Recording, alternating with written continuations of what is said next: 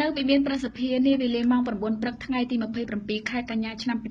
2016 សម្ដេចវិបុលសេនាភក្តីសាយឈុំប្រធានប្រសិទ្ធិបានអនុញ្ញាតឲ្យប្រតិភូយុវជននៃសមាគមនាវាយុវជនអាស៊ីអាគ្នេយ៍កម្ពុជាចូលជួបសម្ដែងការគួរសមនិងសូមអនុសាសន៍មុនពេលទៅចូលរួមក្នុងកម្មវិធីនាវាយុវជនអាស៊ីអាគ្នេយ៍និងជប៉ុនលើកទី 43 ឆ្នាំ 2016 លោកសៀងសុលក្ខតំណាងប្រតិភូយុវជននៃសមាគមនាវាយុវជនអាស៊ីអាគ្នេយ៍បានជម្រាបជូនសម្ដេចប្រធានប្រសិទ្ធិថាចាប់តាំងពីសមាគមនាវាយុវជនអាស៊ីអាគ្នេយ៍ត្រូវបានបង្កើតឡើងក្នុងឆ្នាំ 1999 មកសមាគមនេះមានការគាំទ្រពីប្រទេសជាសមាជិកអាស៊ានទាំង10ក្នុងឆ្នាំនេះនាវាយុវជនអាស៊ីអាគ្នេយ៍បានប្រារព្ធខួបលើកទី 49 ហើយកម្មវិធីនេះមានគោលបំណងធំ3គឺទី 1 បង្កើនមិត្តភាពនិងយោគយល់គ្នារវាងយុវជនក្នុងតំបន់អាស៊ាននិងជប៉ុនទី 2 លើកកម្ពស់ស្មារតីនិងកិច្ចសហប្រតិបត្តិការអន្តរជាតិនិងទី 3 ពង្រីកទស្សនៈទានរបស់ក្រមយុវជននិងកិច្ចការតំបន់ក៏ដូចជាពិភពលោកលោកបានបន្តថាតាមរយៈកម្មវិធីនេះយុវជនទាំងអស់គ្នានឹងអាចពង្រីកសក្តានុពលរបស់ខ្លួននិងពង្រឹងភាពជាអ្នកដឹកនាំដើម្បីចូលរួមចំណែកក្នុងការអភិវឌ្ឍសង្គមហើយយុវជនទាំងអស់នឹងរស់នៅជាមួយគ្នាជាមួយនឹងយុវជនដទៃទៀតសរុបចំនួន330នាក់ដែលមកពី11ប្រទេសរស់នៅលើនាវាដែលធ្វើដំណើរឆ្លងកាត់សមុទ្រប៉ាស៊ីហ្វិកក្នុងដំណើរនេះក្រុមយុវជននីមួយៗត្រូវស្វែងយល់ពីវប្បធម៌ប្រពៃណីរបស់ប្រទេសនីមួយៗក្នុងតំបន់អាស៊ាននិងប្រទេសជប៉ុនហើយនឹងចូលរួមកិច្ចពិភាក្សាតាមស្ថាប័នផ្សេងៗនិងចូលជួបសម្ដែងការគួរសមជាមួយនឹងថ្នាក់ដឹកនាំនៅតាមបណ្ដាប្រទេសដែលនាវាចូលសម្ចតលោកបានលើកឡើងថាសម្រាប់កម្មវិធីនាវាយុវជនអាស៊ីអាគ្នេយ៍និងជប៉ុនលើកទី43នេះនឹងជួបប្រជុំគ្នានៅប្រទេសជប៉ុនបន្ទាប់មកធ្វើដំណើរទៅកាន់ប្រទេសវៀតណាមថៃសិង្ហបុរីឥណ្ឌូនេស៊ីហើយត្រឡប់មកបញ្ចប់កម្មវិធីនៅប្រទេសជប៉ុនវិញនៅក្នុងនោះផងដែរនាវាសម្ចតនៅកំពង់ផែប្រទេសថៃតំណាងក្រុមយុវជនមួយទៀតធ្វើដំណើរដោយឡែកនិងចូលជួបសម្ដែងការគួរសមជាមួយនឹងសម្ដេចអគ្គមហាសេនាបតីតេជោហ៊ុនសែននៅថ្ងៃទី11ខែវិច្ឆិកាឆ្នាំ2016ខាងមុខនេះលោកក៏បានរំលឹកឡើងវិញថាកម្ពុជាបានចូលរួមជាសមាជិកនាវាយុវជនអាស៊ីអាគ្នេយ៍និងពេញសិទ្ធិក្នុងឆ្នាំ2000ហើយប្រតិភូនាវាយុវជនអាស៊ីអាគ្នេយ៍កម្ពុជាបានចូលរួមកម្មវិធីនេះយ៉ាងសកម្មជារៀងរាល់ឆ្នាំតែងតែទទួលបានការកោតសរសើរពីថ្នាក់ដឹកនាំផងដែរ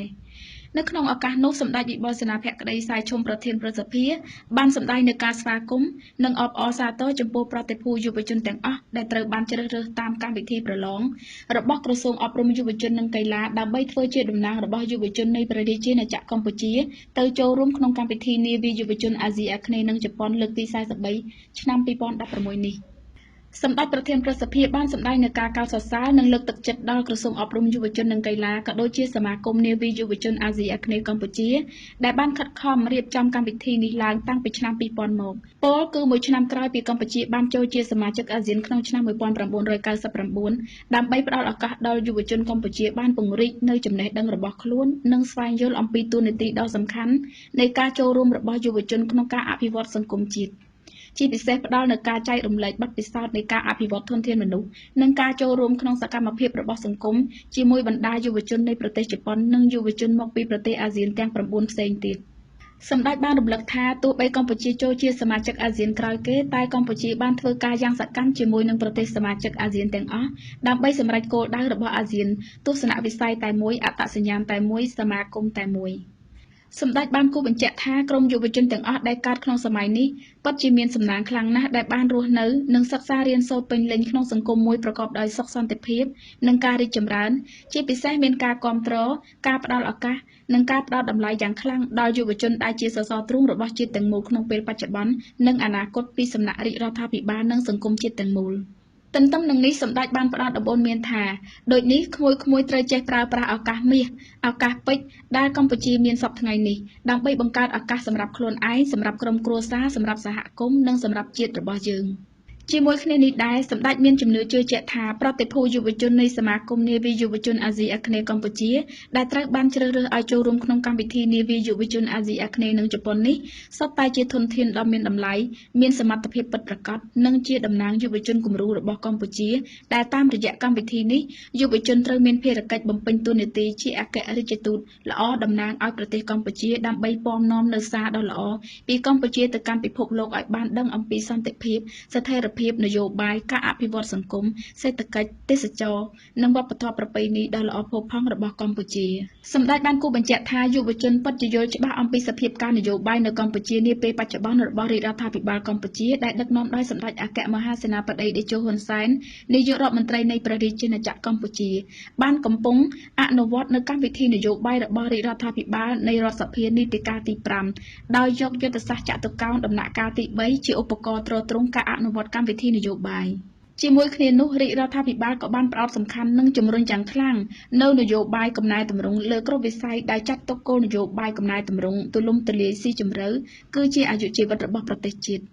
សម្ដេចបានបន្ថែមថាជាលទ្ធផលជាក់ស្ដែងដែលប្រទេសកម្ពុជាទទួលបានក្នុងរយៈពេលជាង1ទសវត្សរ៍ចុងក្រោយនេះកំណើនសេដ្ឋកិច្ចរបស់កម្ពុជាគឺទទួលបានជាមធ្យម 7% ក្នុងមួយឆ្នាំហើយផលសសរសម្រាប់មនុស្សម្នាក់រំពឹងនឹងទទួលបាន$1,300អាមេរិកអតិផរណាស្ថិតនៅក្នុងកម្រិតក្រោម 5% តម្លៃប្រាក់រៀលមានស្ថិរភាពអត្រានៃភាពក្រីក្ររបស់ប្រជាជនត្រូវកាត់បន្ថយមកត្រឹម 13.5% កត្តាដែលនាំឲ្យសេដ្ឋកិច្ចកម្ពុជាមានកំណើនថេរគឺទី1ដោយមានភាពរឹងមាំខាងវិស័យកសិកម្មទី2មានភាពរឹងមាំក្នុងវិស័យនាំចេញនៅផលិតផលវាយនភ័ណ្ឌទី3ភាពរឹងមាំខាងវិស័យសំណង់និងទី4មានភាពរឹងមាំខាងវិស័យទេសចរណ៍បច្ចុប្បន្នកម្ពុជាបានចាក់ចេញផុតពីប្រទេសដែលមានប្រាក់ចំណូលទាបទៅជាប្រទេសដែលមានប្រាក់ចំណូលមធ្យមកម្រិតទាបហើយថ្មីនេះធនាគារអភិវឌ្ឍន៍អាស៊ីបានមានតម្លៃថាកម្ពុជាគឺជាខ្លាសេដ្ឋកិច្ចថ្មីរបស់ទ្វីបអាស៊ីទន្ទឹមនឹងនេះសម្ដេចក៏បានផ្ដាំផ្ញើដល់ក្មួយៗជាប្រតិភូយុវជនទាំងអស់បន្តនៅការបដិញ្ញាចិត្តនិងឆន្ទៈមុតមមចូលរួមចំណែកឲ្យបានកាន់តែសកម្មបន្ថែមទៀតដើម្បីបុព្វហេតុសន្តិភាពស្ថិរភាពការអភិវឌ្ឍនិងភាពសុខសាន្តសម្បូររុងរឿងរបស់ប្រទេសកម្ពុជាហើយជាពិសេសប្រតិភូយុវជនទាំងអស់ត្រូវចេះស្រឡាញ់យោគយល់អធ្យាស្រ័យសាមគ្គីគ្នានិងធ្វើការងារជាក្រុមឲ្យបានល្អដើម្បីនាំមកនូវកិត្តិយសជូនប្រទេសជាតិកម្ពុជាដោយសុភាសិតថានៅផ្ទះម្ដាយទីតីនៅព្រៃម្ដាយតែមួយនិងជូនពរដល់ប្រតិភូយុវជនទាំងអស់ទទួលបានជោគជ័យនិងភាពសប្បាយរីករាយព្រមទាំងទទួលបាននៅអនុស្សាវរីយ៍និងបទពិសោធន៍ល្អៗត្រឡប់មកមាតុភូមិយើងវិញ